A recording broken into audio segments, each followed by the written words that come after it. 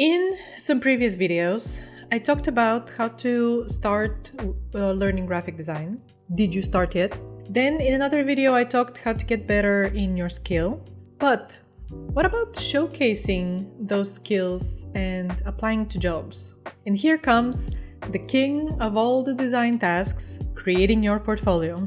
We have a lot of ground to cover today, so let's get right into it. According to Merriam-Webster, and yes, I checked the actual definition of the word portfolio, a portfolio can mean, in the context of art and design, a set of pictures such as drawings or photographs, usually bound in book form or loose in a folder, or a selection of students' work, such as papers and tests, compiled over a period of time and used for assessing performance or progress. What does this mean for us then, as designers? In your portfolio, you should have pieces of your art or design that could help someone to easily assess your skill level.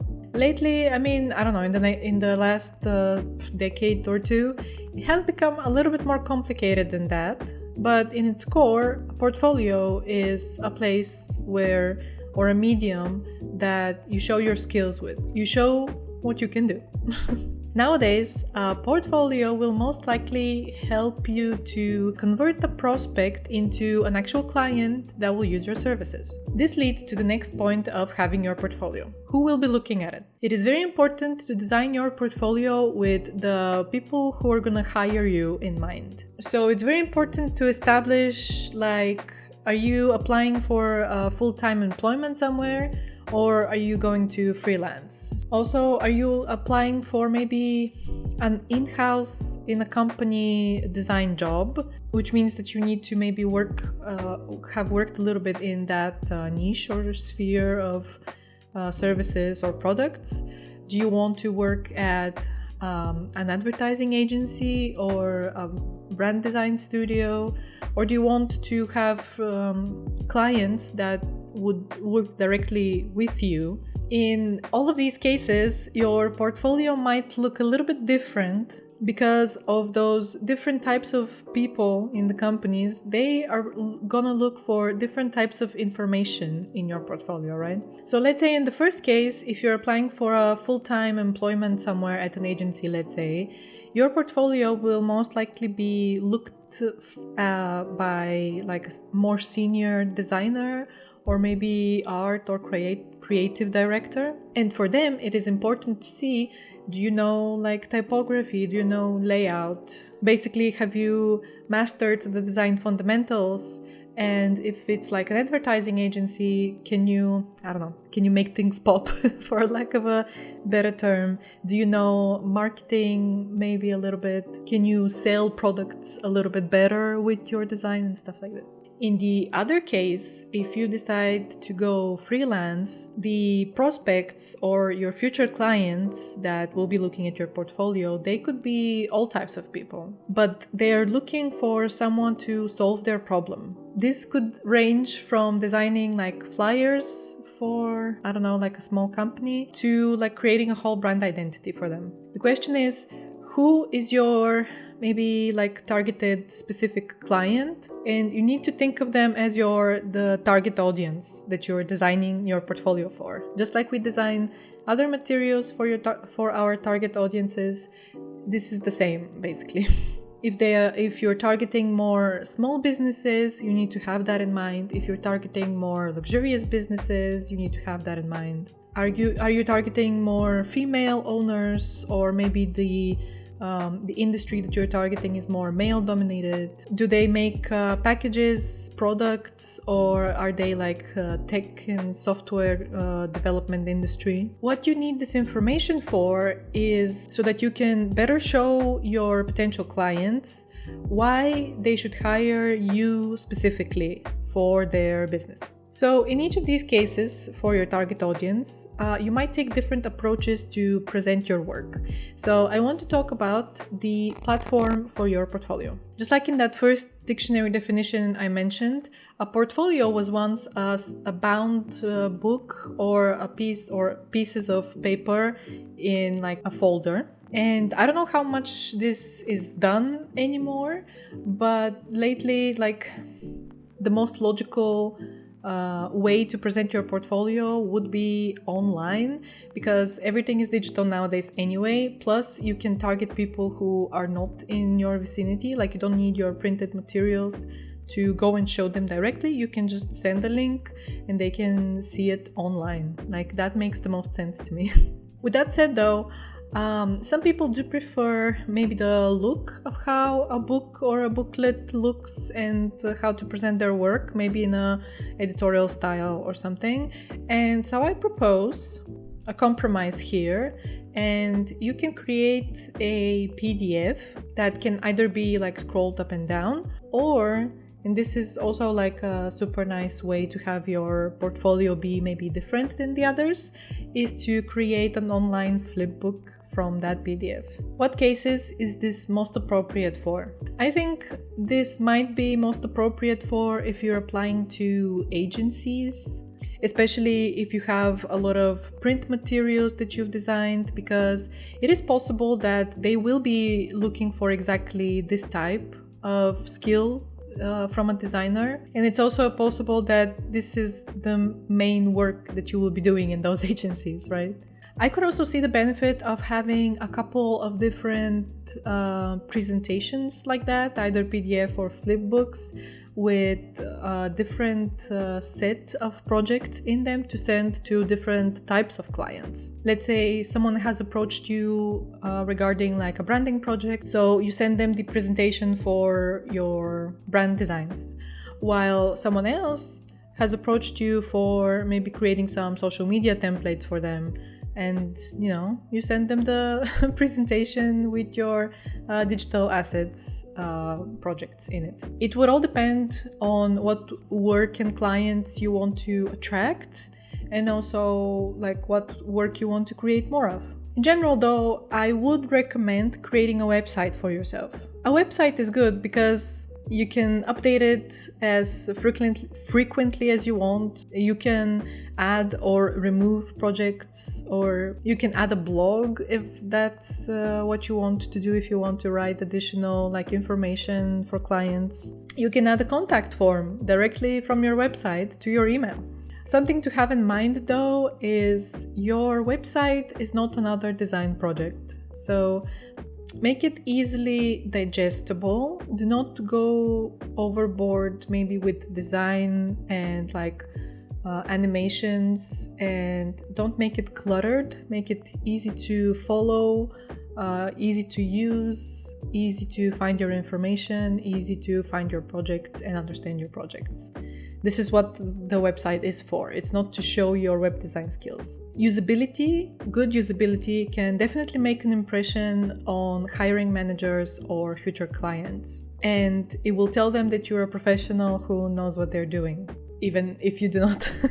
A good compromise, if you cannot make a website or you don't have like a platform that you can use, is to upload your projects on Behance. I like using Behance, and it got a little bit easier once I figured out the best layout for my projects, how to structure them very well. And from Behance, you can make an Adobe portfolio if you're an Adobe user, Adobe subscription user. And Adobe portfolio is like a very simple web page that shows your project that you have on Behance, obviously, but it looks like a website. In all of the above cases, I advise you to post your work also on Instagram.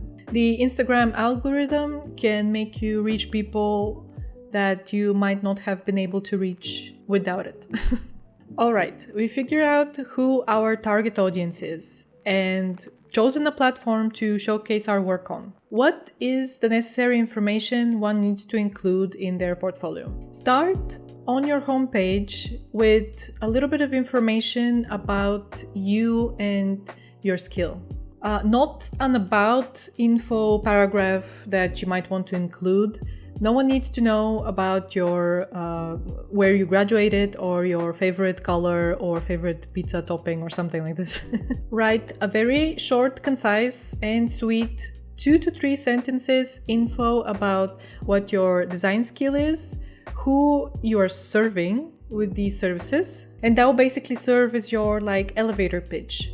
Quick, short, and to the point. For example, I am a brand identity designer working with small businesses to bring their ideas to life. You say that you're a brand designer, so they know what to expect, what kind of designer you are, and they know that if they're a small business, they could use your services. Another example is I am a UI UX designer specialized in making SaaS landing pages convert. Okay, I'm definitely not the best at writing these, so don't expect me to write any. So maybe try to search for other portfolios that are sort of close to what you want to do and check out maybe what they have written, check how they have presented themselves, what services they provide, and who they provide that for. Take inspiration from their sentence structure maybe. Don't just copy, of course, but make it fit your case, obviously. I think immediately after your elevator pitch, you should follow with work examples to prove that you can actually do what you say you can do.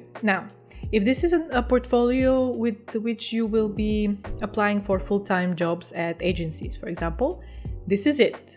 This is the most important part of your portfolio, your work. Basically, for agencies, this is maybe sort of the most important thing that you can have in your work, and the only thing, maybe. While in a freelance portfolio, apart from your work, you might also want to include some information about your design process, about your client process, so that the clients know what to expect when working with you, or also how long a project could take. Basically, any information you think that will help a prospect feel comfortable to approach you and to trust you to work with them. Some people even share their pricing on their website, for example. Another necessary information you should have on your website or on your slide deck presentation or whatever is the best way to contact you if someone wants to use your services or contact you for a job. Make it super easy and clear where to message you and how to message you. Maybe include a contact form on your website, or include your email address, social media handles maybe. In your PDFs also links. Make the emails links so that it's again easier for someone to just click on them instead of copying and pasting your email address in their email service. Now, I don't believe this is an absolute must, but some people like having a whole like about sections plus image of themselves, or a whole about page with their interest, with their hobbies, with their pets, or whatever it is that it is, I don't know, important of them to know about them. If you want to include something like this, it will all depend on how comfortable you are showing your face and how comfortable you are talking about yourself like that. If you're applying for a full-time job, it might not be that necessary to talk about yourself that much. Maybe just a photo of yourself if you don't have it on your resume. But if you're trying to attract clients are usually attracted to people. So they hire the person and not necessarily their skill. So if you're doing freelance work, maybe having an about page, could be a good idea.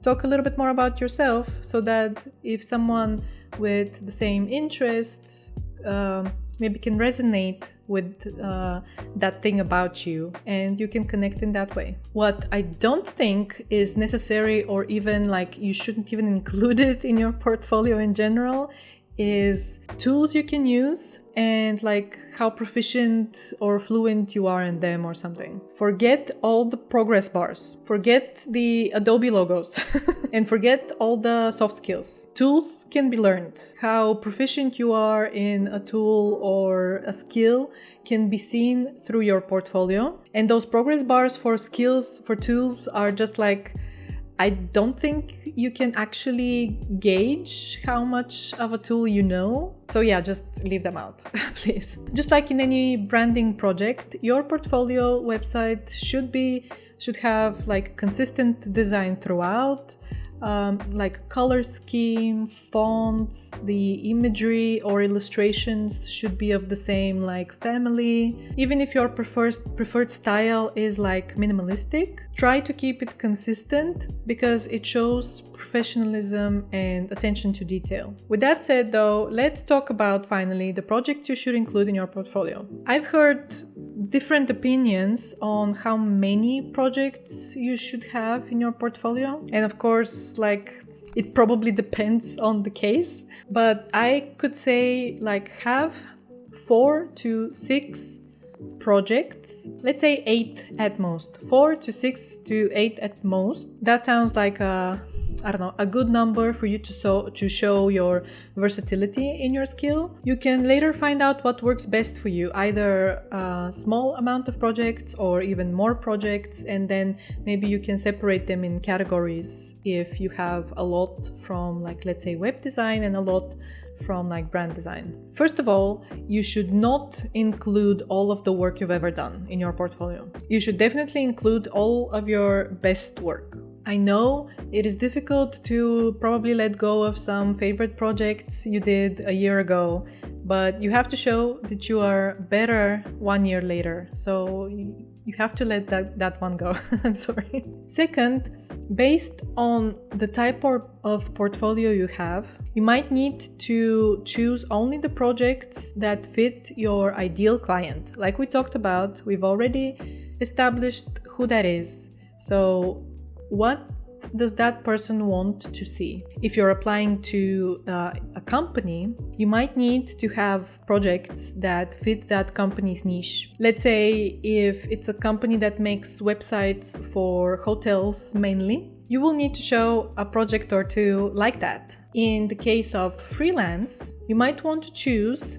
a niche for your projects that will fit the client best that you want to work with and the work that you actually want to do. If you have a particular style, include projects in your style so that clients can search you out for your particular style. If you can do only branding, maybe if you want to niche down to only luxury branding or fun and quirky branding. If you do web design, maybe niche down to only SaaS landing pages or, websites for spa centers. I'm just coming up with different things here, but try to, get into a certain niche so that clients can better find you for your style or the niche that you are good at. And third, your projects should be well art directed. A grid with all of your projects should look cohesive, and the thumbnails for your projects should look consistent, even if your projects are not super similar. You don't want to have one project that looks nothing like the other project. It shows maybe not some attention to detail. If you can, make the thumbnails also fit maybe the aesthetic of your portfolio or your aesthetic that you like. But Ivana, what if I don't have client projects to show yet? Well, you make them up. It's that easy. I actually still haven't turned some of my client projects into case studies for my portfolio, and that's on me, obviously. But I've mainly included passion projects in my portfolio, and those are the things that I am confident in showing, and I'm proud of creating them. So to create some passion projects, use a brief from one of those brief sites, or go to ChatGPT and ask it to create a brief for you, and create the best passion projects to show in your portfolio.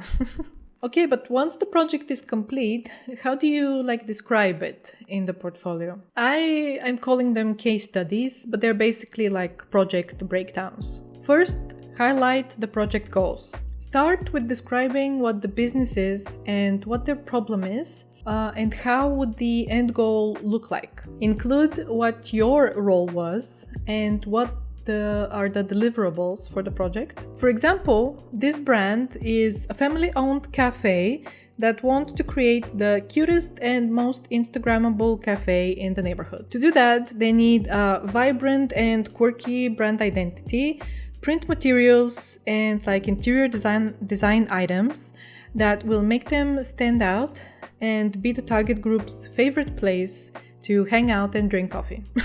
I was the sole brand designer on the project, helping them create a memorable logo and color palette, while also planning together their brand strategy and marketing campaigns, etc., etc. This is just an example. I don't know. Again, I guess look at other portfolios and case studies. So next, let's follow up with what process you used to solve that problem and reach the objective.